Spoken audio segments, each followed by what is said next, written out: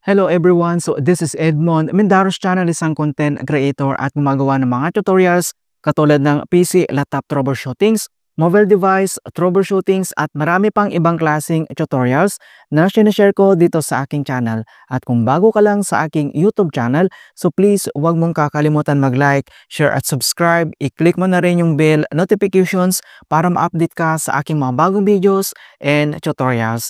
So sa video ito ay pag-uusapan natin at i-guide ko kayo on how to install or download TikTok Studio and unlock post scheduling. So dito ay pwede na tayong mag-post base sa gusto natin kung anong date or time. Mga kaibigan, ito yung tinatawag na post scheduling. Ayan, so kung hindi mo kabisado kung paano natin i-install ito or i-download, gamit lang yung ating mismong TikTok app. Ang video ito ay makakatulong sa iyo as your guide. Kaya wag na natin patagalin at start na natin. So ang next step ay kailangan lang natin i-open dito yung ating TikTok app. So i-click mo lang. So dito lang sa ating TikTok homepage profile, and then kailangan mo lang i-select dito yung TikTok Studio. So i-click mo lang. So dito naman sa ating TikTok Studio, so dito lang sa pinakagitna ay kailangan mo lang hanapin dito yung Get TikTok Studio. Ayan, so ito yung magandang features ngayon ni TikTok app. So pwede na natin gawin yung pagpo-post or pag-upload natin by scheduling. So scheduled posts are finally here. So only on TikTok Studio. Okay, then next, makikita mo dito yung download. So i-click mo lang. And then, makikita mo na dito sa ating mobile screen na TikTok Studio. And then, bago tayo mag-proceed, so ito yung other details. So, schedule post for later. And then, learn from creator insights, get paid to create, and then grow your community. Dito lang sa baba ay kailangan mo lang itap dito yung download.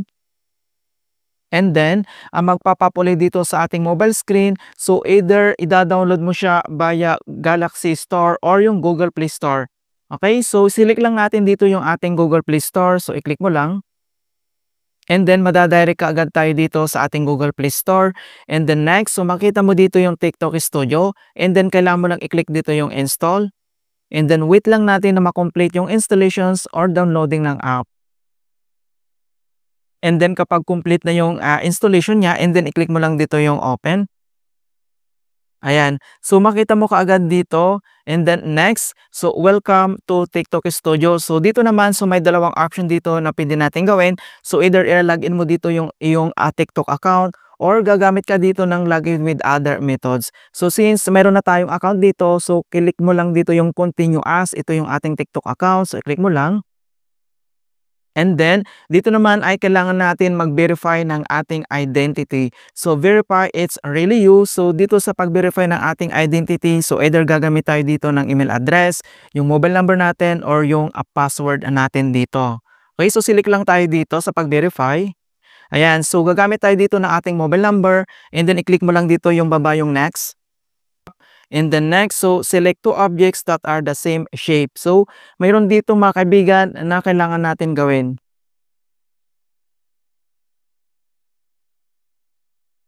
And then wait lang natin yung 6-digit code na isi-send dito sa ating registered na mobile number dito sa ating TikTok account. And then enter mo lang dito yung 6-digit code mga kaibigan. Ayan. So, ganito na yung makikita mo dito. So, TikTok Studio, and then pwede ka nang mag-photo editor dito, mag-AutoCAD, camera, and then kung paano tayo dito mag-upload ng post scheduling, itap mo lang dito yung upload. And then dito naman sa baba ay magpapapitong notifications na mga kaibigan na allow TikTok Studio to access photos and videos on this device. So, may mga option dito kung gusto mong allow limited access, allow all, or don't allow, and then select mo lang dito yung allow all. And then pwede na tayo mag-start dito. So, select ka lang dito kung anong videos yung gusto mong i-upload. So, for example, ito yung video natin na gusto nating i-post. And then, kapag nakaselect ka na, and then dito sa baba, itap mo lang dito yung next. And then, automatic naman kaibigan na yung videos natin na-upload na dito. So, same lang naman yung normal na pag-upload natin.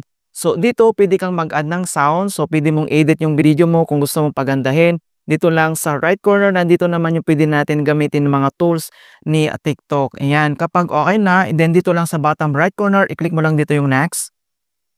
And then, pwede ka nang maglagay dito ng add descriptions.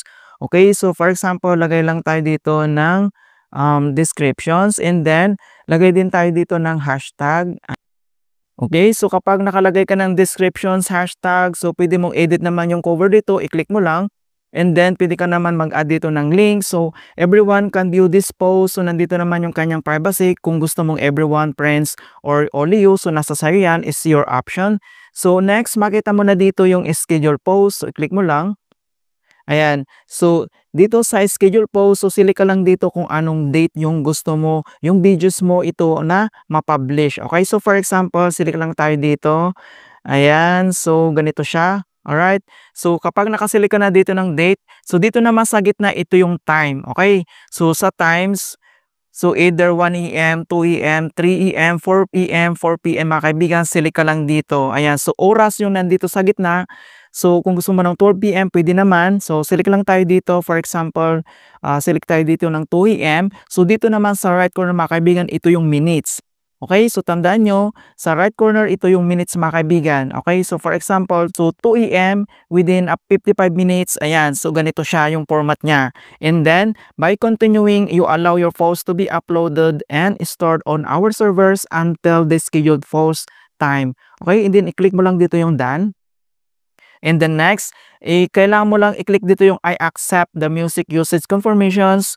Check mo lang yung circle icon na yan. And then, dito sa bottom right corner, i-click mo lang dito yung schedule. And then, wait lang natin na ma-complete yung kanyang uploaded. Ayan. So, makita niyo dito na na-upload na siya. So, by this date, and then yung oras na mga kaibigan, ito siya. So, 2 AM and 55 minutes. Ayan siya. Kapag na-reach na dito yung oras na 2 AM, and 55 minutes, mapopost na tong schedule post natin dito mga kaibigan, yung videos natin. Okay? So, napakasimple lang talaga mga kaibigan kung paano tayo mag-upload or post scheduling dito lang sa ating TikTok Studio. Ayan, so ganoon lang po kasimple mga kaibigan, and hope na nakapagbigay ako ng konting kalaman at guide tungkol sa TikTok tutorials. Thank you guys, and see you in my next tutorials.